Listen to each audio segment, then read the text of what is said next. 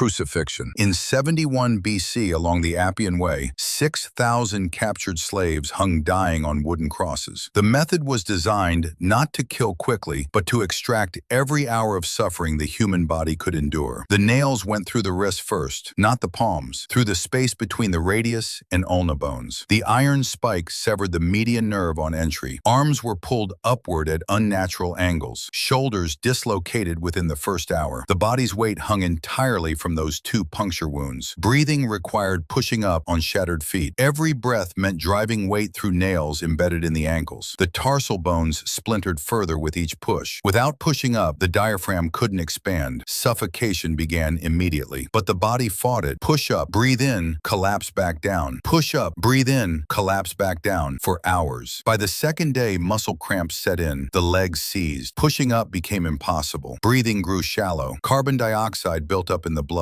Confusion followed. Some lost consciousness temporarily, but the body jerked them awake. The survival instinct forced another push, another breath, another spike of pain through destroyed feet. Dehydration accelerated everything. The Mediterranean sun pulled moisture from exposed skin. Lips cracked, the tongue swelled. Kidneys began failing. Urine darkened, then stopped completely. The heart struggled to pump thickening blood. Still, the condemned pushed up to breathe. Still, they hung. On the third day, many still lived. Guards broke the legs of some. Without the ability to push up at all, suffocation came within minutes. Others were left intact. They continued the cycle. Push, breathe, collapse. Some lasted 4 days. A few reached 5. Death came from suffocation, from shock, from organ failure, from all 3 simultaneously. The body remained on the cross afterward. Carrion birds came. They started with the eyes. Soft tissue disappeared over days. Families were denied the bodies. The skeleton stayed until someone cut it down for the next victim. The practice continued for another 300 years. Poena Cullei. Poena Cullei. In 98 BC, a Roman citizen was convicted of parricide. The sentence was already determined. He would be sewn into a leather sack with a dog, a rooster, a viper, and a monkey, then thrown into the Tiber River. The preparation took hours. Guards brought the animals. The dog was starved for 2 days prior. The rooster was a large fighting breed. The viper was a common asp. The monkey was small but aggressive. All 4 animals were agitated before being placed in the sack. The condemned was stripped. His hands were bound behind his back. His feet were tied together. Wooden shoes were placed on his feet. A wolf pelt cap was forced over his head. The symbolism was complete. He was no longer human. The leather sack was large, approximately 6 feet long, wide enough for a man and 4 animals. The condemned was forced inside first. He was positioned on his back. The dog entered next. It immediately bit into his shoulder. The rooster followed. Sharp talons scratched at his chest and face. The viper struck twice, once at his thigh, once at his abdomen. The monkey was added last. It clawed frantically at anything it could reach. They sewed the sacks shut. The condemned was already screaming. The animals were in a frenzy. The dog's jaws locked onto his forearm. The rooster's beak struck his eye. The viper bit again. The monkey shrieked and bit his ear. The sack was lifted. 4 men carried it to the river's edge. The Pons Sublicious Bridge stood ready. The water below was deep. The current was strong. They threw the sack from the center of the bridge. The sack hit the water and sank immediately. The weighted wooden shoes ensured it went down. Inside, the condemned inhaled water. The animals thrashed against him. The dog's teeth tore deeper. The rooster's spurs opened gashes. The viper continued striking. The monkey clawed at his face. Drowning should have taken 3 minutes, but panic extended it. He held his breath. His lungs burned. The animal's attacks forced involuntary gasps. Water rushed in. His chest convulsed. The dog bit into his neck. More water entered. His body jerked. The animals continued their assault even as he drowned. Death came after approximately 4 minutes. The sack reached the river bottom. It stayed there. The current was meant to carry it away. Instead, it caught on rocks. Days later, fishermen found it. The leather had begun to rot. They cut it open. The dog had consumed portions of the face. The other animals were dead, still tangled with the corpse. The method was reserved specifically for parricides. It continued into the reign of Hadrian. Damnatio ad bestias. Damnatio ad bestias. In 203 AD, Perpetua and Felicitas stood in the arena at Carthage. They had refused to renounce their Christian faith. The crowd numbered in the thousands. The sentence was death by wild beasts. The preparation phase lasted weeks. The animals were selected carefully. A wild cow was chosen for the women specifically. It was an insult. Male martyrs faced lions or bears. Women received lesser beasts. The cow was kept hungry. Handlers used hot irons to enrage it further. The day arrived. The crowd assembled at dawn. Perpetua Perpetua and Felicitas were brought forward in nets. They were stripped except for minimal cloth. The arena floor was sand. There was nowhere to hide, no weapons, no shelter, just open space and a raging animal. The gate opened. The cow charged immediately. It struck Perpetua first. The horns caught her side. She was lifted off the ground and thrown. She hit the sand hard. Her ribs cracked on impact. She struggled to stand. Blood ran from the goring wound. The cow turned to Felicitas. She had recently given birth. Her body was still weak. The cow's head lowered. It charged again. The impact threw Felicitas 10 feet. She landed on her back. The cow trampled her. Hooves crushed her left arm. The bone broke audibly. It should have ended there. It did not. The cow backed away momentarily. Both women tried to stand. Perpetua reached her knees. The cow charged her again. This time the horns penetrated deeper. The wound opened her abdomen. She fell again. The crowd grew restless. The deaths were taking too long. The cow was not finishing them quickly enough. Guards entered the arena. They carried swords. Perpetua was barely conscious. A guard stood over her. He drove the blade between her ribs. She died within seconds. Felicitas received the same. The sword entered below the sternum. It pierced her heart. Death was nearly instant. Both bodies remained in the arena for hours. The next set of condemned were brought out. Different animals. The cycle continued. That particular execution method lasted until Constantine banned it in 325 AD.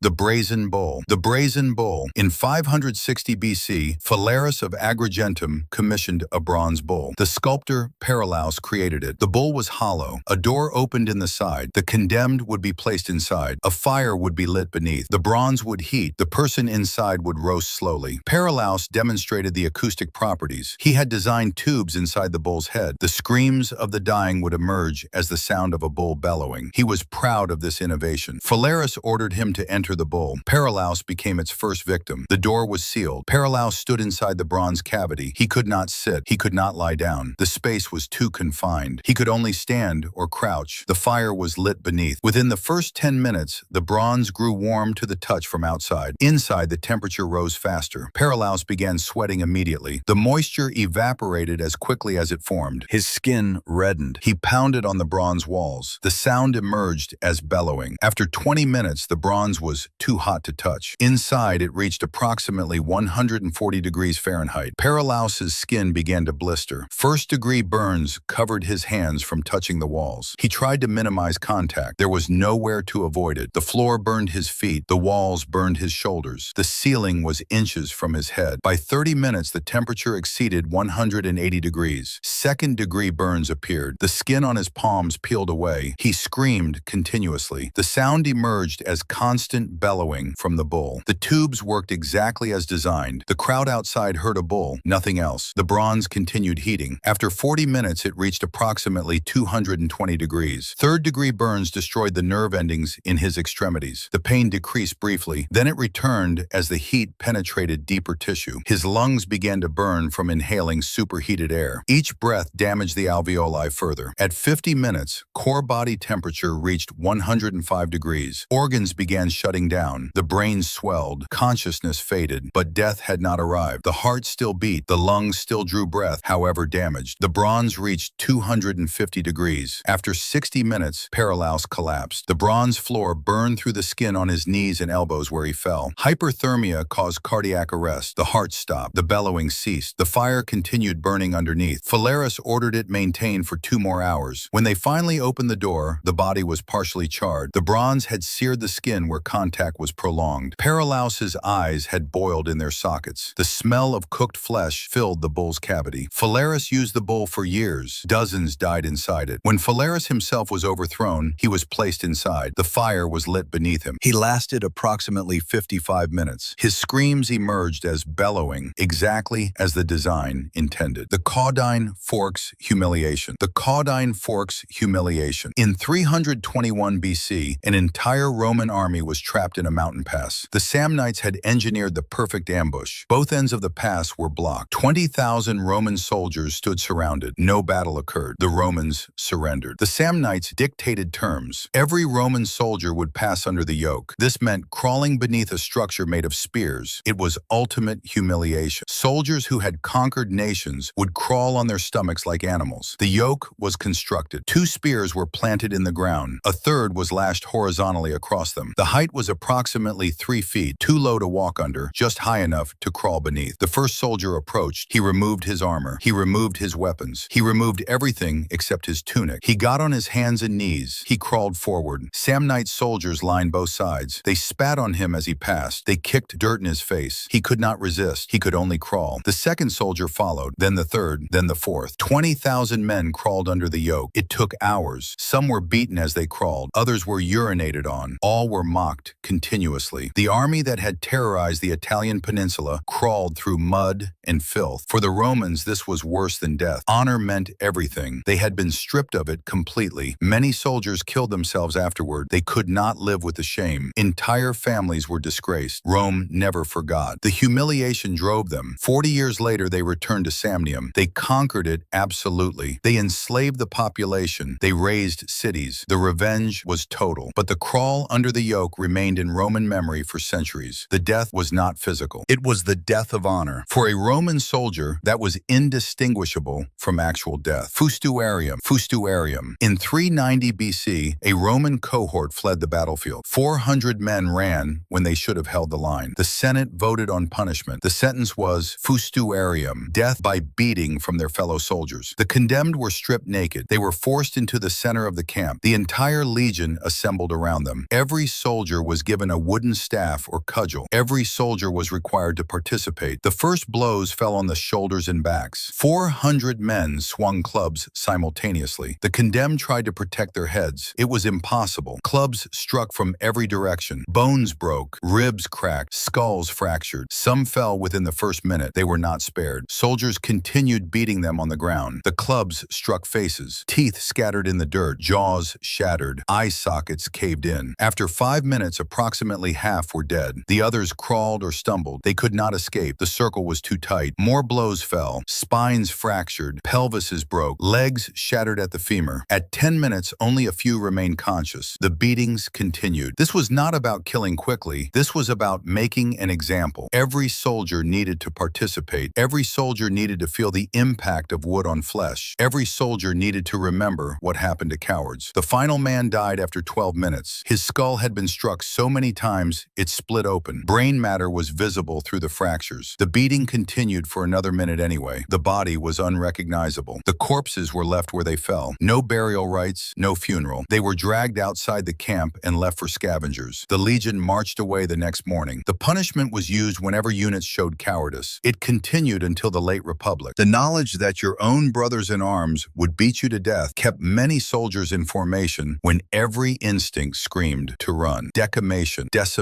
In 20 BC, a legion mutinied. They refused orders. They killed their centurions. Marcus Licinius Crassus was given command. He had to restore discipline. He chose decimation. The process was methodical. The legion was divided into groups of 10. Each group drew lots. One soldier in 10 would die. The other 9 would kill him with clubs. The first group drew their lots. A young soldier drew the short stick. He was 20 years old. He had marched with these men for 3 years. They were his friends, his tent mates, his brothers. They picked up clubs anyway. He begged. He pleaded. He reminded them of battles they had fought together. It meant nothing. The other 9 advanced. The first blow struck his shoulder. He stumbled. The second blow hit his spine. He fell to his knees. The third blow caught the side of his head. He tried to stand. Another club hit his knee. The joint bent backward. He collapsed completely. The 9 surrounded him. They continued striking. His face disappeared under repeated blows. His chest caved in. His arms broke in multiple places. He died after approximately 8 minutes. The 9 who killed him were sick afterward. Some vomited. One wept openly, but they had followed orders. The next group was called forward. This repeated across the entire legion. 500 men died that day, all killed by their fellow soldiers, all beaten to death with clubs. The survivors never mutinied again. The bodies were burned in a mass pyre. No individual rights, no markers. They ceased to exist in military records. Their names were struck from the rolls. The legion that remained was the most disciplined in Rome's armies. They never broke formation. They never fled. The memory of watching their friends die by their own hands kept them obedient. Crassus used the same method again years later. It worked every time. The threat of decimation alone prevented most mutinies. When it was actually carried out, the effects lasted generations. Scaphism. Though primarily Persian, Romans encountered this method during Eastern campaigns and documented it extensively. In 465 BC, a prisoner of war was sentenced to the boats. 2 narrow boats were brought forward. The condemned was stripped and placed in the first boat. His His head, hands, and feet protruded from holes. The second boat was placed over the first. It created a coffin. Only his extremities remained exposed. He was force-fed milk and honey, large quantities. The sweetness caused immediate diarrhea. The waste accumulated in the boat around him. He was helpless to avoid it. He sat in his own filth. More milk and honey was forced down his throat daily. Within the first day, insects arrived. Flies laid eggs in the waste. Maggots emerged. They crawled over his submerged body. He felt every movement. He could not scratch. He could not move. By the second day, the insects found the honey on his face. They crawled into his mouth, into his nose, into his ears. He gagged and choked. More honey was applied. More insects came. The maggots began eating dead skin. Then they started on living tissue. Small bites at first. The pain was minimal, but there were thousands of them. Each tiny bite added to the previous ones. On the third day, gangrene set in. The waste-soaked skin began to rot. More insects arrived. Beetles, wasps, they all fed. The maggots burrowed deeper. They reached muscle tissue. By the fourth day, infection spread to his bloodstream. Fever set in. Delirium followed. He screamed continuously. Guards forced more honey into his mouth. The cycle continued. He survived for 17 days. The maggots had consumed most of the flesh on his lower body. Sepsis finally stopped his heart. Emperor Elagabalus. In 222 AD, the 18-year-old emperor was trapped in the palace. The Praetorian Guard had turned against him. He hid in a latrine. It was a moment of complete vulnerability. The soldiers found him. He tried to negotiate. They were not interested. Swords were drawn. The first blade entered his chest. He was still in the latrine. He collapsed. More swords struck. One opened his throat. Another penetrated his abdomen. He died within seconds. But the soldiers were not finished. They dragged his body from the latrine, through the palace, out into the street. His mother's body was added to his. Both were stripped. Both were tied to horses. The horses dragged them through Rome. The cobblestones tore flesh from bone. The crowds gathered. They threw stones. They threw excrement. The dragging continued for hours. Skin was scraped away completely in places. Finally, they reached the Tiber. Both bodies were thrown in. The current carried them away, but it did not carry them far. The bodies became entangled in reeds near the bank. They remained visible for days. Eventually, someone pulled them out and disposed of them properly. There was no imperial funeral, no honors. Elagabalus had been emperor of the most powerful empire on earth. He died hiding in a toilet. The practice of imperial assassination continued for centuries. The Vestal Virgin burial. In 216 BC, two Vestal Virgins were accused of breaking their vows of chastity. The punishment was predetermined. They would be buried alive in the Campus Sceleratus. A chamber was prepared underground, approximately 8 feet deep, 6 feet wide. A bed was placed inside, a small amount of bread, a lamp with oil, a pitcher of water. The first Vestal was brought forward. She was stripped of her religious garments. She was dressed in funeral clothes while still breathing. She was led down wooden steps into the chamber. The steps were pulled up immediately. Workers began filling the shaft with earth. Inside, darkness came first. The lamp provided minimal light. She could see the walls closing in as earth pressed against them. Dirt seeped through cracks. The oxygen supply was limited. A chamber that size contained approximately 40 cubic feet of air. She had perhaps 6 to 8 hours before carbon dioxide buildup became lethal. Within the first hour, the lamp ran out of oxygen and died. Complete darkness. She felt along the walls. Solid earth on all sides. She pushed against the ceiling. It did not move. By the second hour, breathing became difficult. Each breath contained less oxygen than the last. Her heart rate increased. Confusion set in. The third hour brought severe hypoxia, headache, dizziness. Her movements became uncoordinated. She likely fell onto the bed. Her breathing grew rapid and shallow. Between the fourth and sixth hour, unconsciousness arrived. The brain shut down non-essential functions. Carbon dioxide levels reached toxic concentrations. Death came from asphyxiation. The heart stopped. The body remained in the chamber. It would never be retrieved. The ground above was cursed. Years later, the area was still avoided. The chamber collapsed eventually. The bones remained buried under the Campus Sceleratus. Crassus and the molten gold. In 53 BC, Marcus Licinius Crassus was captured by the Parthians. He was the richest man in Rome. The Parthian king Orodes decided that death should match the man. Crassus was brought before the king. He attempted negotiation. He offered ransom. The Parthians were not interested. Gold was melted in a crucible. The temperature exceeded 1900 degrees Fahrenheit. Crassus was forced to watch. He understood what was coming. When the gold reached proper liquidity, guards seized Crassus. They forced his head back. They pried his mouth open. The crucible approached. The molten gold was poured into his mouth. The effect was instantaneous. The tissue of his lips burned away on contact. The tongue was destroyed in seconds. The molten metal flowed down his throat. His esophagus was seared completely. The gold reached his stomach. Internal organs were flash cooked. The metal was so hot that water in his tissues turned to steam. Death came within approximately 15 seconds. The heart stopped. Crassus collapsed. Molten gold spilled from his mouth as he fell. But the Parthians were not finished. They severed his head from his body. The head was brought to King Orodes. He was watching a Greek play. They used Crassus's actual head as a prop during the performance. The audience cheered. The richest man in Rome became a theater prop. The Tarpeian Rock. The Tarpeian Rock. The cliff stood 80 feet above sharp rocks below. It was Rome's traditional execution site for traitors. Prisoners were brought to the edge. Guards simply pushed them off. The fall took approximately 2 seconds. The impact was severe. The body hit rocks at roughly 40 miles per hour. Both femurs shattered. Pelvic bones fractured. The spine compressed and cracked. If the head struck first, death was nearly instant. But this was not the most common outcome. More often, victims landed on their sides or backs. Ribs broke on impact. The sharp rocks punctured lungs. Internal bleeding began immediately, but death did not follow quickly. The condemned lay at the bottom. Bones were broken in multiple places, but consciousness often remained. They could feel everything. Death from internal bleeding took time, sometimes hours. They could hear the city above. They could see the sky. They could do nothing but wait. No one was sent to retrieve bodies. Scavengers came. The body decomposed where it lay. Bishop Ignatius of Antioch, condemned to the beasts without training. In 107 AD,